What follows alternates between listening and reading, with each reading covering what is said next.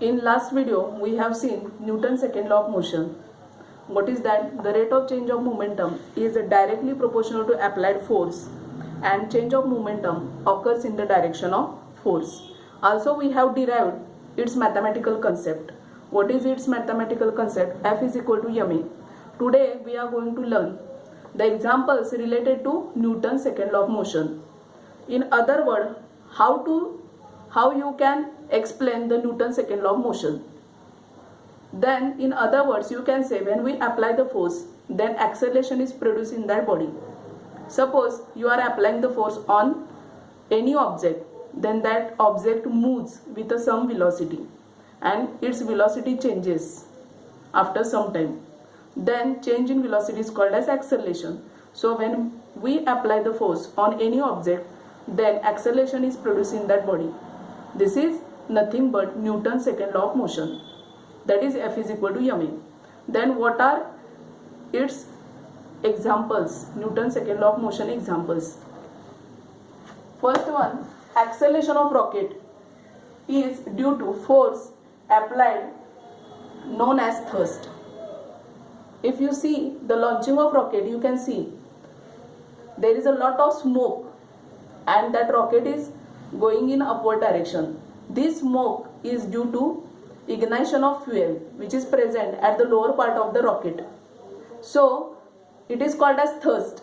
This ignition of fuel applying the force on the rocket in upward direction. So there is a launching of rocket. So you can see due to acceleration or due to thrust. Thrust means force applied by the ignition of fuel. Due to that thrust, the rocket is going in upward direction. So there is a change in velocity of the rocket, which is known as acceleration. So acceleration in the rocket is produced due to ignition of fuel. Next example is if you use the same force to push a truck and a car, the car will have more acceleration than the truck because car has less mass. Suppose you are applying the same force on car and truck. You can see acceleration is produced in car in more amount as compared to truck. Why?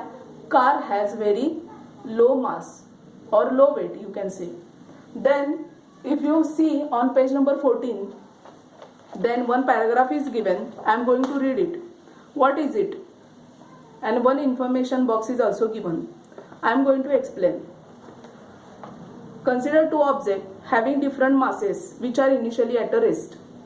The initial moment of both objects is 0 because there is no velocity. If object is at a rest, that means it is not moving anywhere.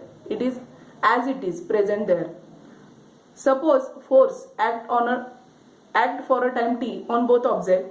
The lighter move faster than heavier. When we are applying the force on lighter object and heavier object, then lighter object move very fast as compared to heavier object. So change in momentum can be written as Ft. Here T means time and F is force. So change in momentum, there is another formula. Change in momentum is equal to Ft. It is product of force and time. This term is also known as impulse. I am not going to explain this term in more detail because this term is not for you for this 9th standard. It is in very small sentences only given this, that change in momentum is equal to Ft. If same force is applied on different object, change in momentum is same. This is the, you can say, main point or important point in this paragraph. You can underline in your textbook. What is that? If same force is applied on different objects, suppose you are applying the same force on different objects, then change in momentum is same. Then there is a change in momentum in both objects is same. If you see the information box next to it, what is that? Unit of force is Newton. Unit of force is Newton. Then you can see here SI unit of force is equal to Newton. It is written as capital N. This is the Newton's second law of motion. F is equal to ma. From that equation, you can derive the SI unit of force as well as CGS unit of force. How? The SI unit of mass is kg. I have written here 1 kg. And acceleration, SI unit of acceleration is meter per second square. ma, that is mass and acceleration's product.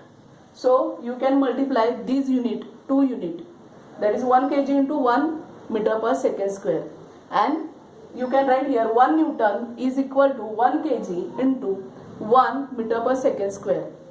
This quantity kg meter per second square is also known as Newton. So SI unit of force is Newton. So what is the definition of 1 Newton? The force necessary to cause acceleration of 1 meter per second square of an object having mass 1 kg. The force necessary to cause an acceleration of 1 meter per second square for an object having mass 1 kg. It is called as 1 Newton.